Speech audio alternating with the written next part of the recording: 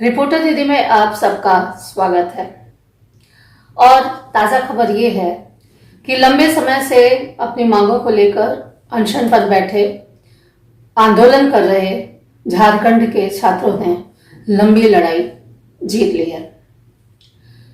हेमंत सोरेन सरकार बैकफुट पे है और उसने टीडीपीएल द्वारा ली गई तमाम परीक्षाओं को रद्द कर दिया है।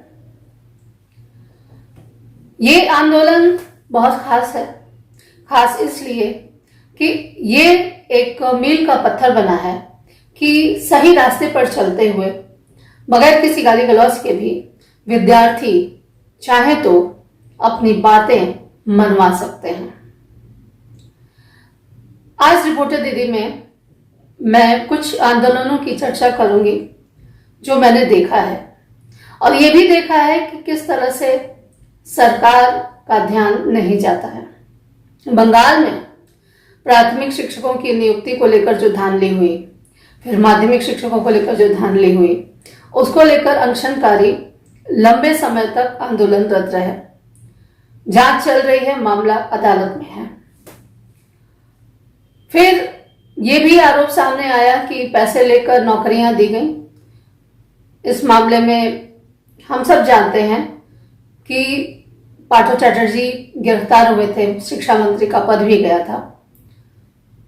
लेकिन अगर सहानुभूति की बात करें तो वो सहानुभूति हमें नहीं दिखाई दी जो कि होप कलरव के समय ममता बनर्जी ने दिखाई थी, जब वीसी के इस्तीफे को लेकर जेयू में आंदोलन चल रहा था और काफी उलझुल तरीके से वीसी को अपमानित किया गया।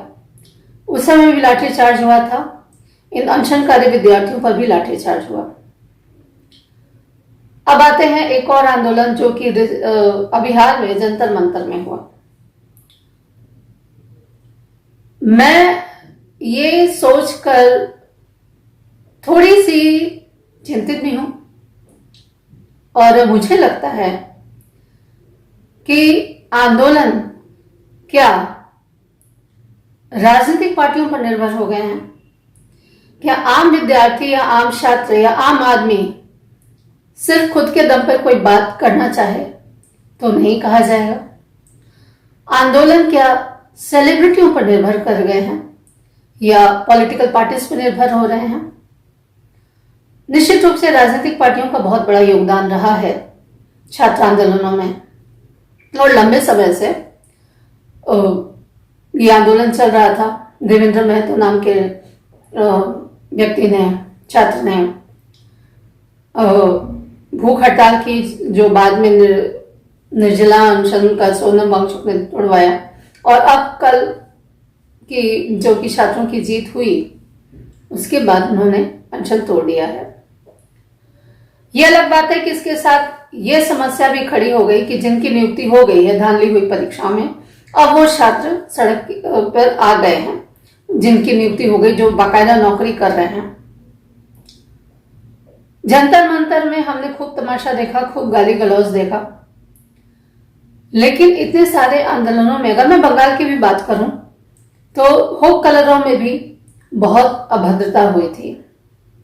वीसी को ओएलएक्स पे बेचने की बात की गई थी, बहुत सारा कुछ हुआ था जो कि नहीं होता तो शायद बेहतर था। उस समय राज्यपाल थे केसरीनाथ त्रिपाठी। उस समय दीक्षांत समारोह हुआ था जेयू का, जाने का मौका मिला था और जो ग्राफिटी होती है वो बहुत आपत्तिजनक ग्राफिटी थी। फिर प्रेसिडेंसी में भी आंदोलन हुए। प्रेसिडेंसी और जादवपुर में हमेशा ही आंदोलन होते रहे हैं, पर उसका तरीका बहुत गड़बड़ है। हिंसा, आपत्तिजनक भाषा और मुझे जो लगता है, जो सबसे चिंता करने वाली बात है कि सीजेपी का हर मुद्दे को हाईजैक करना जहां उसका कोई काम नहीं है। अच्छी बात झारखंड में ये रही कि इसने सीजेपी के साथ उन तमाम वामपंथी नेताओं को भी हाशिए पर डाला जो कि उसे इस आंदोलन का फायदा उठाना चाहते थे और इसे हाईजैक करके अपनी जो छवि है उसको चमकाना चाहते थे। इसमें एक नाम नेहा बोरा का है। कोई जरूरत नहीं थी कि नेहा बोरा, जब विधानसभा घेराव की तारीख 10 तारीख को तय कर दिया गया तो उसके पहले 7 तारीख को अब वो अलग से अपना वो शुरू कर दी। ये हुआ और फिर स्याही फेंकी गई और विद्यार्थियों ने बिल्कुल उनका बहिष्कार किया।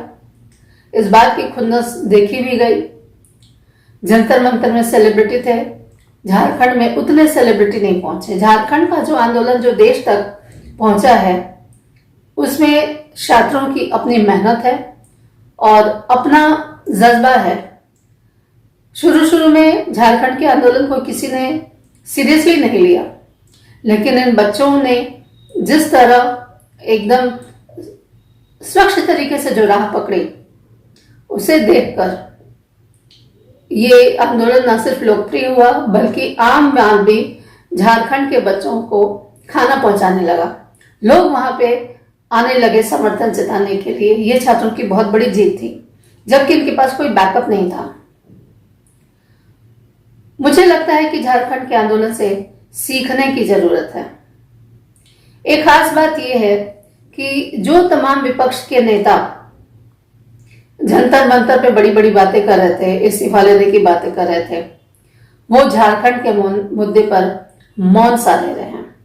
राहुल गांधी ने कहा कि हेमंत सोरेन कांग्रेस से बात करे और चूंकि कांग्रेस के समर्थन पर झामुमो सरकार चल रही है तो हेमंत सोरेन को बैकफुट पर आना पड़ा। अब ये बातें कि क्या वजह है कि राहुल गांधी बहुत समय पहले इस सामने नहीं आते हैं। कोई भी जो विपक्ष का नेता है या विपक्ष के साहित्यकार बुद्धिजीवी जो भी हैं वो खुलकर झारखंड के बारे में नहीं लिखते।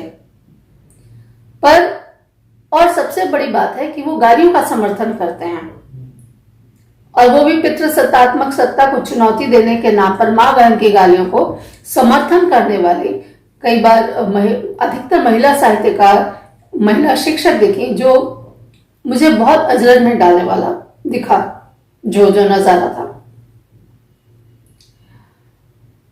क्या ऐसा क्यों है कि जब तक कोई मजबूत बैकअप नहीं हो, जैसे सीजेपी ने जो प्रोटेस्ट किया उसमें नीट के जो आंदोलनकारी जो छात्र थे, देखा गया कि बाद में एक नीट आंदोलनकारी छात्र, नीट का देने वाला जो बच्चा जिसने गड़बड़ी के बाद सुसाइड किया था, उसकी फोटो यूज की गई, इस्तेमाल की गई और जब काम निकल गया, मांगे मान ली गई तो उसको किनारे में ढकेल लिया गया। ऐसी बहुत सारी घटनाएं हैं। छोटी छोटी बच्चियां गाली देती दिखे और ऐसी अभद्र भाषा कि मैं यहां आपके सामने ला नहीं सकती हूं और पूरा विपक्ष एकदम सामने है। नेहा बोरा को देखा गया कि उन्होंने एक पत्रकार से न सिर्फ बदसलूकी की बल्कि क्या बोलते हैं उसके कपड़े फाड़ने की भी कोशिश की गई और ये नेहा बोरा अपने आप को छात्रों के अधिकारों का रक्षक बताती हैं। झारखंड का आंदोलन भी इतने दिन से छात्र कर रहे थे, लेकिन दबाव तब पड़ा जब भाजपा संसद में इस मुद्दे को उठाती है।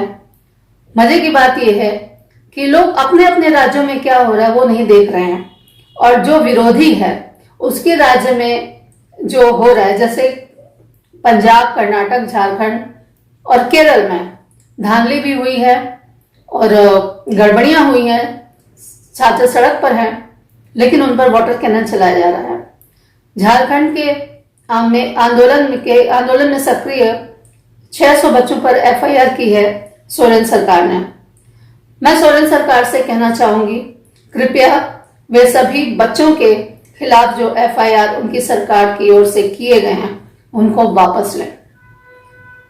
और मेरी बात एक समझ में नहीं आती कि शिक्षा को इतना कम महत्व क्यों दिया गया है कि जिन हेमंत सोरेन के पास पहले से 15-16 मंत्रालय हैं उनके पास शिक्षा का भी प्रभार आ गया है क्योंकि उनके पूर्व शिक्षा मंत्री नहीं रहे। ऐसा क्यों है? हर एक काम आप अगर करेंगे, जब आप 15-15, 16-16 विभाग संभालेंगे, जब आप कई बार ऐसा होता है कि हर चीज जो भी सरकार का मुखिया होता है वो हर चीज को अपनी मुट्ठी में रखना चाहता है, ये जानते हुए कि हर चीज हैंडल करना उनके बस की बात नहीं है। शक्ति का विकेंद्रीकरण नहीं करना चाहता है। हेमंत सोरेन ने भी यही किया और फिलहाल तो वे बैकफुट पे हैं। मुझे लगता है कि ये आधी जीत है, जो भी हो, लेकिन बड़ी जीत है। आधी हो चाहे बड़ी हो, बच्चों की बड़ी जीत है। अब देखना यह है कि सीबीआई जांच की मांग बच्चों की पूरी होती है या नहीं। फिलहाल बड़े अहिंसक तरीके से, बड़े लॉजिकल तरीके से, बहुत सभ्यता के साथ इन बच्चों ने अपनी लड़ाई जीती है और मैं उम्मीद करूंगी कि गड़बड़ियां होने ही क्यों देते हैं आप लोग। ऐसे जो ब्लैक लिस्टेड संस्थान है उनको सामने लाने की, उनसे परीक्षाएं करवाने की जरूरत क्या है। मुझे सबसे विचित्र बात यह लगी कि हेमंत सोरेन ने यह भी कहा कि ये जो परीक्षाएं हैं यूपी बिहार के लोग करवाते हैं, उनकी गलती है।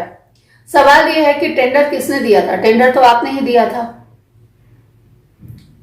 और ऐसी बहुत सी चीजें हैं। अभी बंगाल में अब ये मामला पूरी तरह सुलझा नहीं है, नियुक्ति का जांच अभी चल रही है। छात्रों की, विद्यार्थियों की, जो उम्मीदवार शिक्षक थे उनकी नौकरियों पर तलवार लटक ही रही है।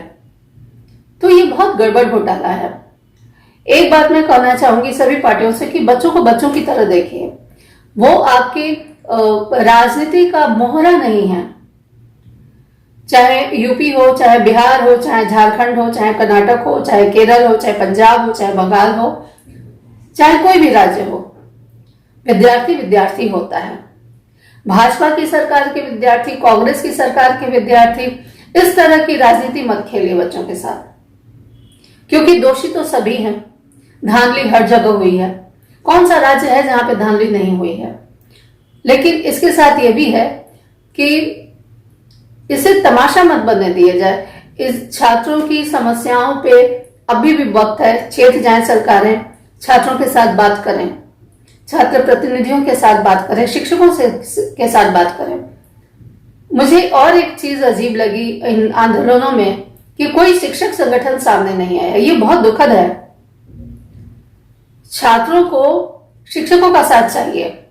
जब उनको शिक्षकों का साथ नहीं मिलता है तब वो नेताओं की ओर जाते हैं। एक तरफ आप कहते हैं कि राजनीति नहीं होनी चाहिए शिक्षक प्रांगणों में, और दूसरी तरफ जब विद्यार्थियों को जरूरत होती है तो आप हाथ खड़े कर लेते हैं। चाहे बंगाल हो, चाहे जंतर मंतर हो, चाहे झारखंड हो, मैंने शिक्षकों को कहीं नहीं देखा।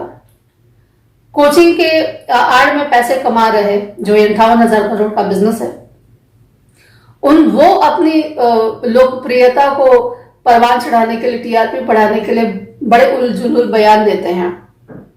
तो सवाल यह है कि शिक्षकों को सोचना होगा कि जब शिक्षा की बात करते हैं, आप अराजनीतिक शिक्षा प्रांगण की बात करते हैं, तो आपको वो जिम्मेदारी विद्यार्थियों की लेनी होगी।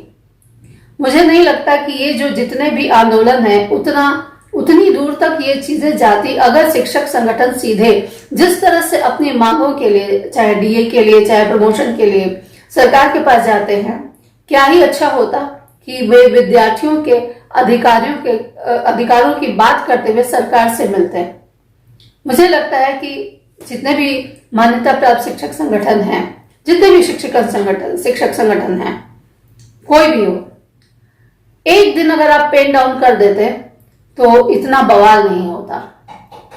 क्या ये समझे कि शिक्षक अपनी जिम्मेदारियों से भाग रहे हैं? आगे इसका फैसला तो आप है। फिलहाल झारखंड के बच्चों को बहुत बहुत बधाई।